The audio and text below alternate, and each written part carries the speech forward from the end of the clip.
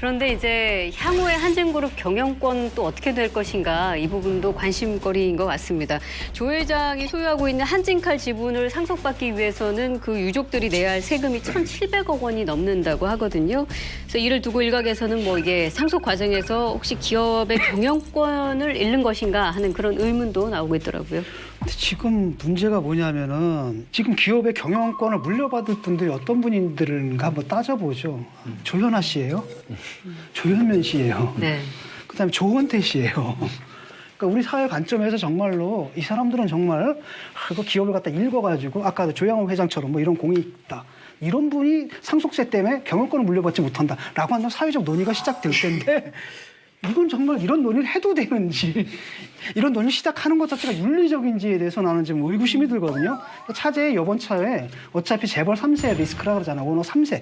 1세는 워낙 자수성가한 분들이에요. 우리나라가 완전히 뭐 한국전쟁으로 잿더미가 됐을 때 올라섰던 분이고 2세는 또 그 아버지의 모습을 보면서 에토스라 그러죠. 에토스가 있는데 3세쯤 되면 이런 상태가 된단 말이죠. 라고 했을 때 우리 사회가 여기에 대해서 어떤 얘기를 해야 되나. 이제는 좀 전문적인 경영체제로 가야 되지 않냐 이런 생각을 해야 될 것 같아요. 뭐 그렇긴 그런데 그래도 이제 상속세는 또 상속세니까.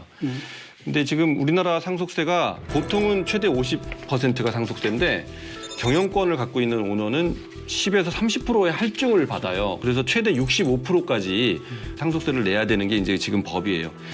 굉장히 높죠. OECD 평균 최고세율이 26%라고 합니다.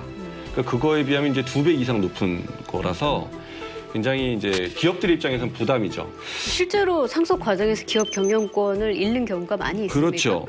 그래서 이제 그 뭐 실제 사례를 좀 제가 말씀드리면 OCI라는 회사가 있어요. 이 회사의 선대 회장이 2017년 갑자기 돌아가셨는데 그때 상속세가 한 2천억대 됐답니다.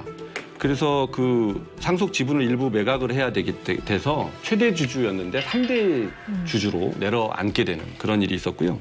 좀 더 좀 안타까운 것은 그 37이라고 손톱깎이 이 회사가 이제 상속이 발생했는데 상속세가 150억이었는데 이거를 이기지 못해갖고 회사 지분을 전량 다른 회사에 넘기는 그런 좀 안타까운 일이 있었습니다.